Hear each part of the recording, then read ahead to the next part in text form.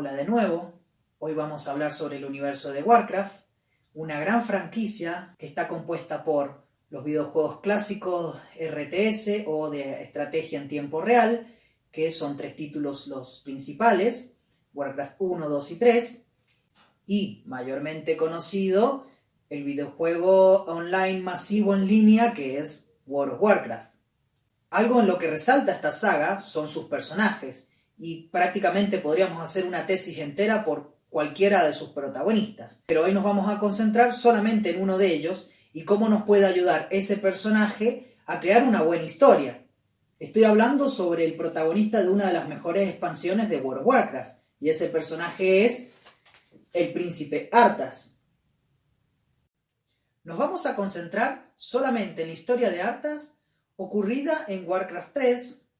y no en la expansión Frozen Throne ni la expansión de la historia de lo que es World of Warcraft.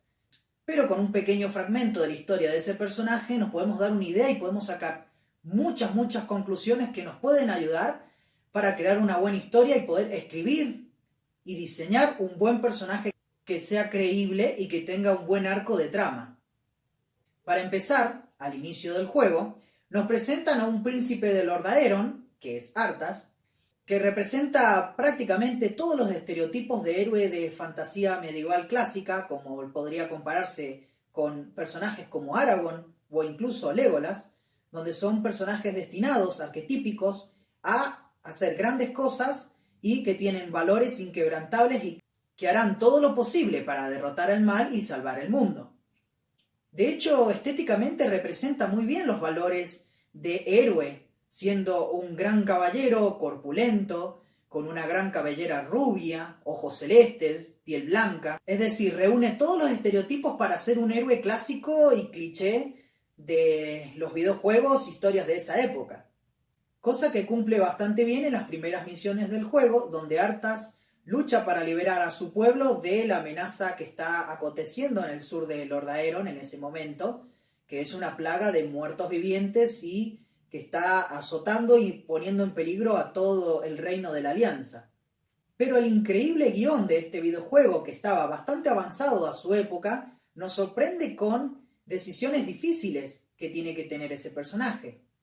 dándonos a entender que en la guerra hay decisiones que pueden poner en peligro nuestra moral de nuestros héroes, y eso es una de las grandes cosas que construye a ese personaje. Como creadores de personajes, como creadores de historias, tienen que tener muy en cuenta esto, porque a la hora de crear un personaje creíble, es importante que ese personaje tenga decisiones difíciles que tomar, donde los valores de nuestros personajes, que tienen que ser mostrados desde un inicio, se pongan en juego y podamos ver al verdadero personaje ante decisiones que no son tan fáciles. La primera gran encrucijada que sufre Arthas es cuando tiene que purgar un pueblo entero de personas inocentes que están infectadas por la plaga de los muertos vivientes. Y ahí es donde personajes que lo siguen, como es Jaina, que es básicamente su interés romántico, y Uther, que es como su modelo a seguir de paladín, se niegan a realizar tal acto. Y Arthas, bueno, en su decisión difícil, toma la decisión de romper con estos dos personajes que han sido arquetípicos para su camino hacia la gloria y que lo han ayudado, y tiene que tomar la decisión, y toma la decisión de abandonar estos valores para salvar el resto de todo lo que es el reino. Es decir, tiene que eliminar a la población de un pueblo para salvar a toda una nación. Una decisión muy difícil y que pone en peligro los valores clásicos que tenía ese personaje construidos de antemano, dándonos a entender que Warcraft 3 tiene una calidad de guión que puede competir directamente con la trilogía del Señor de los Anillos. Y no estoy exagerando, puesto que los arcos de los personajes están muy bien construidos, a pesar de ser un videojuego y tener limitaciones de la época. Con lo que respecta a guión, el juego es brillante. Recapitulando, poner a nuestros protagonistas ante decisiones difíciles que pongan a prueba sus valores es una de las cosas más importantes para poder crear personajes creíbles y humanos.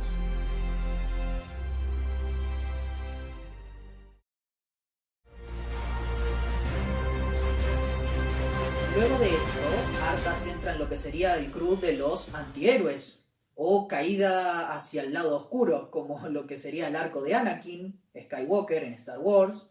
En ese descenso hacia el lado oscuro, hacia la decadencia de lo que es el personaje de Arthas, luego de esa decisión tan difícil en el que decide perder a personajes muy importantes en su vida,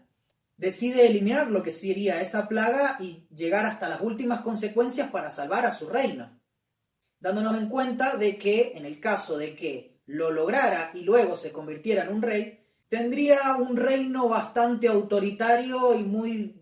alejado de los valores que decía prometer en un principio. Entonces ya vemos a un Arthas que empieza a llegar a los caminos más grises. Ante esto, Arthas llega hasta los confines del mundo para derrotar a su enemigo del momento y se da la circunstancia de que existe la famosa espada Frostmourne, que es básicamente, tiene la misma función que el anillo en El Señor de los Anillos, donde es un objeto de poder que otorga a sus protagonistas cierto poder, pero que a su vez corrompe, ¿no? Pero ante eso Arthas decide utilizar la espada matando a uno de los personajes importantes de ese momento y no le importa. Y acá hay algo muy interesante que contrarresta a lo que hemos visto en El Señor de los Anillos, es en el hecho de que Arthas ya está corrompido antes de llegar a ese objeto de poder que lo corromperá mucho más en el futuro, ¿no? Entonces el juego da a entender muy bien de que Arthas ya está condenado antes de usar la espada. Y eso es algo muy importante y muy humano y muy bien trabajado que en lo que sería El Señor de los Anillos, donde hay personas puras que se corrompen por el poder de un objeto. En cambio, en Warcraft nos muestra que eso no es del todo cierto, sino que las personas son corruptas por naturaleza y dependen de las circunstancias en las que tengan que vivir y que pongan en juicio sus valores y veremos a lo que serían las verdaderas personas, que hay detrás de esos valores y de esa imagen que uno puede crear frente a la sociedad. Es por eso que me parece de Warcraft 3 el mejor personaje y que tiene el arco más sólido y mejor construido. Al obtener aquella espada, decide pasarse definitivamente a lo que vendría a ser el lado oscuro y empieza su azote para destruir todo lo que representó en su momento, ¿no? En la segunda campaña de World of Warcraft, de los muertos vivientes, Arthas lidera básicamente una horda de muertos vivientes que destruyen todo el reino que él había jurado proteger, creyendo que eso traerá un nuevo orden y una nueva forma de ver las cosas, ¿no? Donde básicamente se traiciona a sí mismo y a sus valores, pero aún así sigue siendo un personaje interesante, a pesar de ser un personaje que está corrompido por esa espada y el poder. Nosotros ya sabemos que ese personaje ya estaba corrupto y que simplemente sus valores siempre fueron una pantalla, es decir, fueron una imagen que él quería proyectar a los demás, y cuando se le dio la oportunidad de poder romper con todo eso, lo hizo, donde tenemos un segundo matiz, es decir, una segunda cara oculta frente a la sociedad. Y eso es algo muy importante porque los seres humanos en la vida diaria no somos como Arthas, pero sí tenemos ciertas máscaras que usamos frente a las personas, y eso es algo muy importante que aprendan a sacar para sus buenas historias. Es decir, distintos matices de cómo una persona se comporta dependiendo de las circunstancias y cómo los valores que supuestamente tenemos no siempre son verdaderamente nuestros, sino son valores que adquirimos para que nos vean bien o para ser aceptados solamente. Para finalizar, le pregunto a Aldi y a Ezequiel cuál es su personaje favorito de la saga. Y si no tienen un personaje favorito,